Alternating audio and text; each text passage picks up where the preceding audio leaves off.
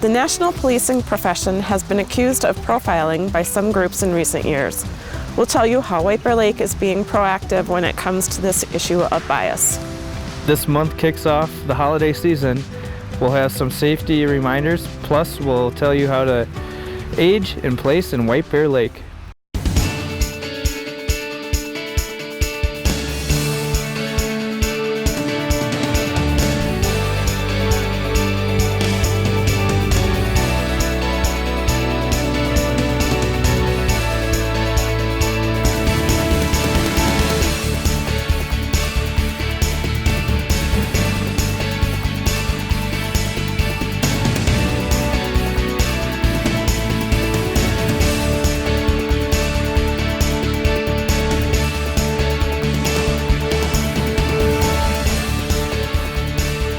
I'm Tracy Minarchuk. I'm Kurt Friesen. Thanks for joining us. You've been busy.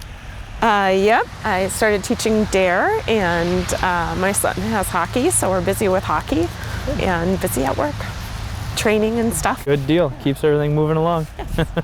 We're at Veterans Memorial Park today, remembering the men and women who have served our nation in honor of Veterans Day. And who knows how long we can stay outside with the weather changing. This might be the last time until spring. You don't know, Mary, we'll be out all the time, so we just need to dress warmer. Right. Speaking of inclement weather, the fire department had its open house on a rainy night. How was the turnout? It was good. It was good. It was unfortunate it decided to rain all day. We had everything set up to have a real fun night. We had a really good turnout, and we moved our demonstrations closer so people could be inside and still watch. So we adapted to the conditions, and I think everyone enjoyed it and had a good night. So it was a lot of fun. So thanks for everyone who decided to join us. Yes. Policing nationwide has been under scrutiny following high-profile shootings in recent years. Although we're fortunate to have a supportive community, the department wants to make sure we do everything we can to keep community interaction positive. Take a look. We have them, we're always going to have them. The objective of the training really is to bring awareness of what biases are and take the stigma away that they're all negative, that it's something that we all have implicitly in us from our early childhood, that's just a part of who we are, and be comfortable navigating that we have biases, and then to know how to manage them in police work. It's post-mandated by state law for us to have implicit bias training. It is hard for people to realize that bias is not just race or culture or religion, but it could be even as simple as you see a minivan driving and you assume that all minivan drivers are moms. I think that because we are in a constant state of self-improvement in law enforcement, and we should be, right? We should be reactive to our culture and our community's needs for us, how they want us to behave. We have overwhelming support here in White Bear Lake from our community. Overwhelmingly, our community believes we're doing the right thing, and we see that, and we know that. And it doesn't mean that we still can't improve. In real life, we can kind of get into these routines where we deal with the same situations or the same persons over and over, and it can make a person be quick to judge, no matter what their background is. So this training helps us to kind of stop, think, try to gain perspective, try to develop empathy and rapport with others, and by making those better connections, we can hopefully offer a better service. It's timely because of some of the incidents that have taken place in the metro area, but it is also their job to continue to make sure we're trained with emerging issues. So, you know, mental health has become a big issue. De-escalation so that we don't get to officer-involved shootings, and then obviously implicit bias. Because of our training experience and the character of the officers that we hire and we choose to hire in our department, I'll just say our department specifically, we have thousands and thousands of interactions with our public every day. And the fact that we don't have more volatile incidents that happen is amazing. And I think it speaks to the quality of the community we're in and the quality of our employees. We're looking to change the mindset of one person in one interaction, and if we can accomplish that, in my opinion, we've hit a home run. If we can accomplish more people than that, then we're doing fantastic. It's not high goals, but my experience is I was one person and 225 people in a classroom that it impacted and changed, so that's why I'm doing this work. We're going to take a break. But here's Sergeant John Vetty with some potential life-saving tips.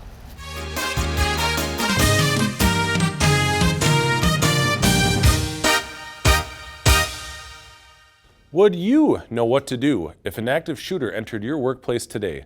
I'm Sergeant John Vetty with a few ways to prepare in the unlikely event you're faced with this situation. Making a plan is the first step.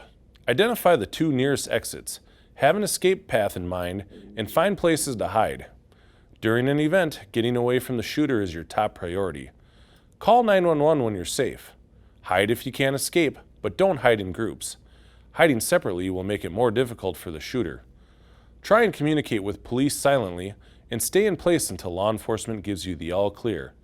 As an absolute last resort, be prepared to fight. Commit to your actions and act as aggressively as possible. Recruit others to ambush the shooter using makeshift weapons. Be prepared to cause severe or lethal injury.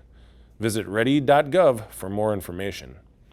The chances of this happening to you are unlikely, but it's always better to be prepared. I'll see you next time. I recently visited Camp Ripley for Honor Guard training. It was quite an experience, and Sergeant Ted Berg from the Blaine Police Department and Lima joins us to talk about the Honor Guard and what it means to be a member. Thank you so much for being here today on this beautiful day. Right? Great weather that we have here. Can you tell us a little bit what the Lima Honor Guard is? Well, the Lima Honor Guard is the probably most visible portion of the Minnesota Law Enforcement Memorial Association. The association was started in the mid-1970s, primarily to create a memorial for Minnesota peace officers that were killed in the line of duty. That eventually grew into an organization which formed the Honor Guard in 1991 with the purpose of being able to do funeral rites at the funerals of officers who were killed or died in the line of duty. Okay. And how would you become a member of that organization? Well, to be specifically on the Honor Guard, it's you're required to be a full-time licensed peace officer in the state of Minnesota, and then go through a selection process, be nominated by your agency. Agency support is very critical. We have monthly training and other events, and very often we do things on short notice. So your department's got to be able to support that. And so that's part of our initial process. You have to be able to show that the department is going to support that. And then there's an interview panel, background check, and then a physical ability test that you have to pass. And what made you decide to be part of Lima? For my personal story is the first day that I wore a uniform as a police officer was for the funeral for Deputy John Liebenstein of the Rice County Sheriff's Office. And that made a big impression on me in terms of what kind of a commitment or what things we could do to honor those that we've lost. And so that kind of started the spark for me. I ended up joining the Honor Guard in 2001. Okay. And you've been up to camp every year since then? Not every year. There's been a couple of years that I've missed for various commitments, but for the most part, pretty much every year for the last 18 years. Wow, that's a lot of time up at Camp Ripley. There's a lot of marching involved. There's a significant amount of marching, yes. Yes, I've lost a toenail because of the marching. Wish I could help you with that, but... Do you have any stories from camp or some things that have happened up at camp or anything that you can share? Well, I think the main thing to take away from camp is just the concept and the purpose for why we're there. What we try and emphasize every year is that the training camp is about developing the professional and expertise that you need in order to be able to properly honor lost officers. And we try and instill that right from the beginning of camp and repeat that and have that as an underlying theme all throughout. We do things such as, we dedicate each day to a fallen officer, and we've gone so far, some years we'll even dedicate specific functions to fallen officers with the idea that the more often we're thinking about that and focused on that, the less that we spend thinking about how much this hurts. Yeah. Or how much my losing your toenail is horrible. It's a bad experience, but it is nothing in comparison to what a family is going to lose for that person that sacrificed their life in order to make us all safe. And I think my story, Officer Sean Silvera, that was one of the unfortunately many funerals I've attended. But as we stand here in the rain, that's exactly what we did at his funeral, was stood out in the rain. And I thought that was the least I could do for his family and friends, for him losing his life, to stand out there in the rain. It's not that big of a deal. So when you talk about pain, we're marching a lot, we're doing a lot of stuff up at Camp Ripley, but it's nothing in comparison to the loss that the families and departments are grieving for. And it has a purpose. Right. That's really what at the end of the day and at the end of camp, it has a purpose. And would you encourage anybody to attend camp or to try to be on Lima? Well, I really encourage anybody who's involved in a law enforcement honor guard with their department to attend the training camp. The training camp's been around for over 20 years, and we have trained honor guards from all around the country, everywhere from federal agencies to departments in Alaska. And it's really been seen, and we believe it is strongly the premier method of training to do this specific purpose. Everything is designed to try and instill again that idea of service to others. We all kind of do that when we get into this type of profession. We have that in our mind in the beginning, but really focusing on, okay, we're staying in a barracks, we're not staying in a hotel. Right. We're eating, we're all eating together and doing these things together as teams and units, and that type of an environment is huge in terms of formulating a good foundation for an honor guard, especially a new honor guard for a department. And really quick, I just wanted to say thank you for everything that you do for Lima. For our viewers, when they watch a funeral and they see all of the officers, it's you folks that are arranging that and organizing that and making sure that everybody is where they need to be. And we're talking thousands and thousands sometimes of officers that show up. Yes. So thank you very much. Thank you. With an aging population and housing shortage in White Bear Lake, there's a way for people to stay in their homes while downsizing. Producer Mary Klein and photographer Nick Anderson took a tour of an old concept with some new designs. From the outside, you wouldn't know this rambler nestled on Heiner Pond in White Bear Lake contains a pretty little secret inside that the owner and city staff want you to know about. Hi, welcome to our accessory dwelling unit. Take a look and enjoy. Owner and RE/MAX realtor Nancy Moe invited us in to look at the bottom level of her home, which she converted into an accessory dwelling unit, or ADU. We did the best we could to take full advantage of the view. Often referred to as a mother-in-law apartment, this lower-level ADU is 833 square feet, separate from the upper level, has its own entrance, and contains all of the amenities as a single home or apartment. In my world of real estate, I was seeing a lot of builders building in what they called home health care suites. And so our idea was that we wanted to age in place because it's a beautiful location. We love our neighbors.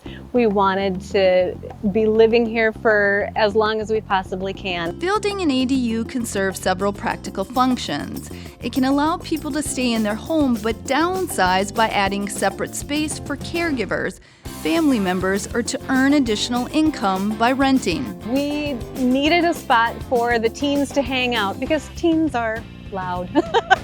With two teenage daughters, Nancy originally built the ADU to provide them their own space while teaching them independence, insulating between the two floors to keep the noise down.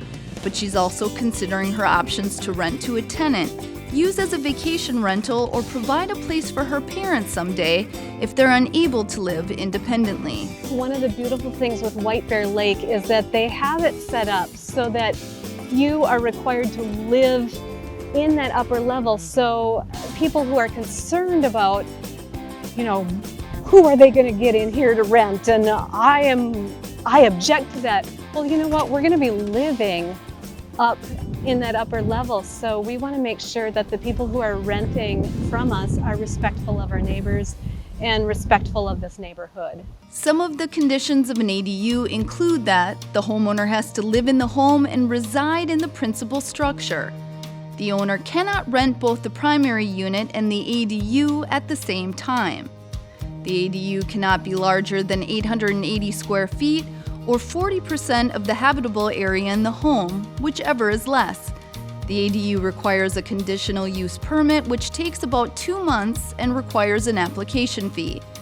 Though it may sound complex, Nancy says the process was quite simple. White Bear Lake is amazing. We loved the process. The inspectors were gracious. They were great to work with. Other people, like our contractors, actually said they liked working with people in White Bear Lake because I think there's a piece of White Bear Lake that's a little bit entrepreneurial. Another benefit of the ADU is to reduce the carbon footprint. Because of their smaller size, ADUs tend to have a reduced impact through less energy for heating, cooling, and lighting. And as a realtor, Nancy says she sees a real need for rental options. Even though I help people buy and sell houses, I am seeing so many people who would like to continue renting because maybe they're just in transition. They just really don't know where they want to be. There are not a lot of options for people who want to rent. There's not a lot of options for people who just need a short-term situation. And I really see that as a need that can be addressed without adding to the footprint of this, this beautiful city that we live in, because there's no more land to develop on. If an accessory dwelling unit may seem like a good fit for your needs, visit the city's website for more information or contact the Community Development Department. These accessory dwelling units blend into White Bear Lake neighborhoods so seamlessly, you may be living next door to one and never even know it. Are you a parent in District 624 looking for resources to help your kids? Coming up after the break, we'll tell you how police are helping parents sort out their questions and concerns.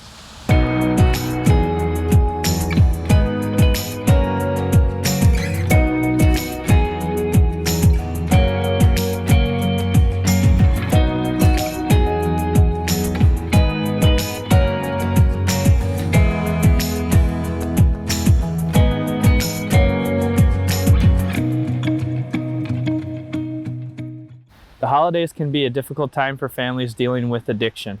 If you're looking for some help, consider a local organization that takes a thoughtful approach to healing. My son was 12 when he started using, and of course, just like every parent, we just thought he was experimenting, cigarettes and, pot. And then at 13, we got a phone call from our school that he had showed up with a backpack full of pills. He was in 7th grade. And so, as you can imagine, that just rocked our world. Like many parents dealing with addiction, Pam Lanhard had difficulty finding help when her son began using opioids 8 years ago, before the epidemic hit and before the stigma surrounding it began to subside, though she says it still exists. I was told straight out by different people that it was a parenting problem. And I still see that occasionally on social media. Where are the parents? Why? Well, if you just parent correctly, your kids wouldn't turn out this way. So there's still a stigma. It's what led her to start her own support network called Thrive, a nonprofit program providing hope, help, and healing for families dealing with substance abuse. They provide support groups, advocacy, and community education, focusing on the root causes of addiction, and they encourage loving well rather than tough love. Andrea Lemon, whose son suffers from addiction and mental health issues, began her journey 5 years ago, often feeling isolated and judged. I see people that are struggling with family members that are dealing with cancer, other health issues. And the community comes around them and rallies for them. They're taking over hot dishes, they're taking over brownies to just support them. And when it comes to substance abuse, it's almost a shunning that happens. And I have lived this really alone in my community, and that's been difficult. After researching social media sites, she liked what Pam was promoting, giving positive feedback during her most difficult days. I've reached out to her, and she had shared that there were ongoing supports throughout the Twin Cities, family support groups, but nothing up in the Northeast Metro. So I reached out to her and I just said, have you ever considered starting a support group up in the Northeast Metro in the White Bear Lake area. And she said, I was just thinking about that. The two met and connected through their mutual experiences, and Andrea helped facilitate the White Bear Lake chapter. They began holding weekly meetings last October. The group has continued to grow, reminding members they're not alone in their experience, and Pam is quick to remind the public addiction can happen to any family. And my husband and I have been married for 36 years. We took our kids to church. We ate family dinners together 5 nights a week. We took our kids camping and did family vacations together. Our kids were involved in church and in sports. And so we really thought that we would be able to prevent addiction, knowing that there was a genetic component to it. We thought we could prevent that from hitting our family.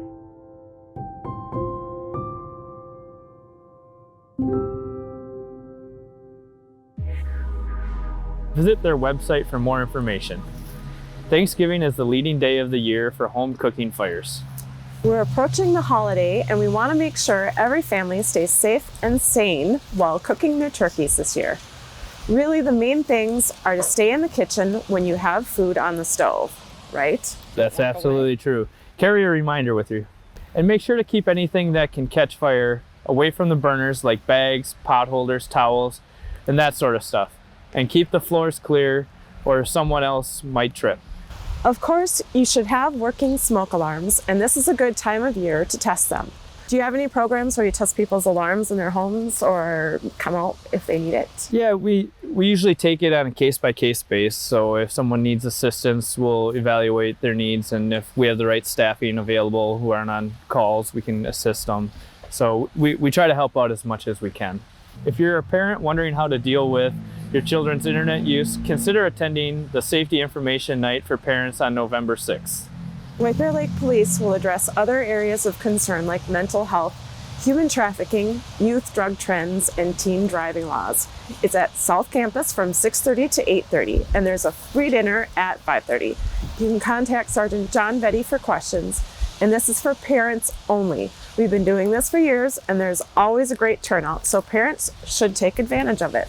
We're almost out of time, but there's still more time for you to visit local apple farm to get your family their fall fix.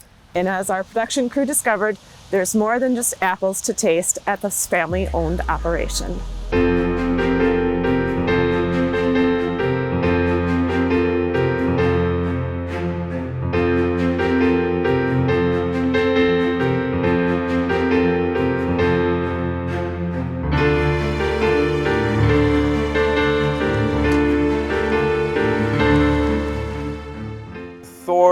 It was my great-great-grandfather, so being fourth-generation farmers, like I said, there's 6 of us. We're a very large family. My brothers and I have really stayed on the orchard, my oldest sister as well, too.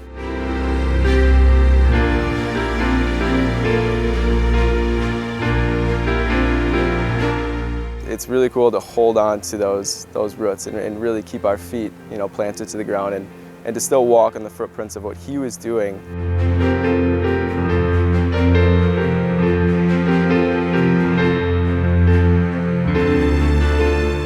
With having the wine here, it's almost a great hybrid of the style of making the wine, but with the carbonation of what a beer would be as well too.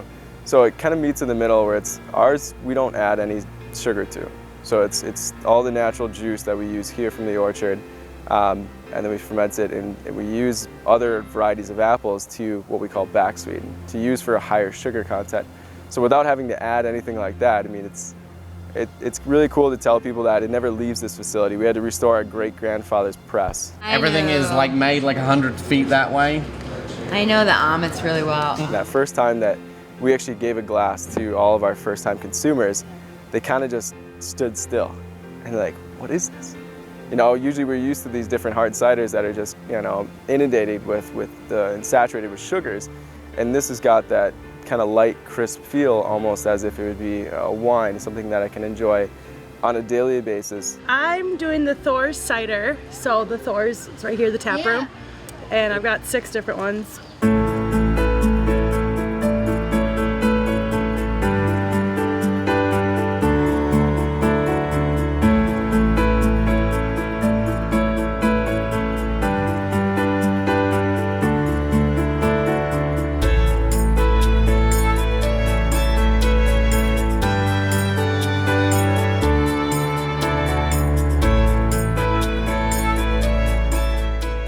tomorrow, is actually Johnny Appleseed Day and my birthday as well. So having that kind of in my veins, it's hard to really let that go. There is nothing better than having this place on a weekend where there's a couple thousand people out here, everybody's smiling, and you see all these pictures of people coming out, and all of our friends from high school and from junior high and college and things like that, they come out and like, man, like, how would you ever leave this place? I think he's sitting up there clapping. I think he probably wishes he was here trying it. I think truly, I think he'd be proud of it in the way that we're, again, using the science of his background and the way that he knew how to grow the apples and how to really make homemade cider. Now taking it to the next level and trying a whole new step up from that. I think he'd be proud to see and happy to see that, you know, we're still experimenting, we're still trying new things as much as we can.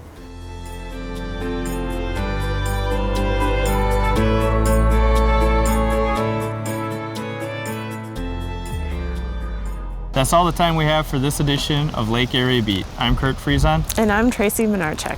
Have a safe and happy Thanksgiving. See you next time.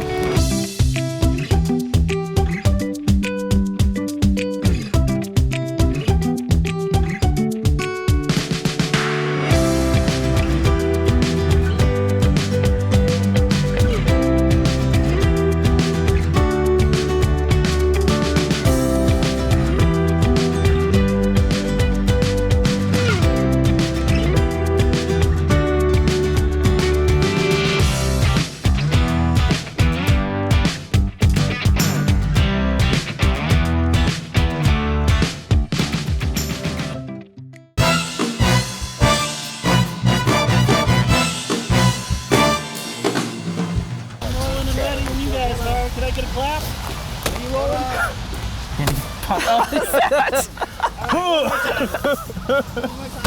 There you go. Take a little more anger out, it's fine. You need to slow that thing down. It's cold out, everything's slower. Oh, wait, hold on. No, you don't.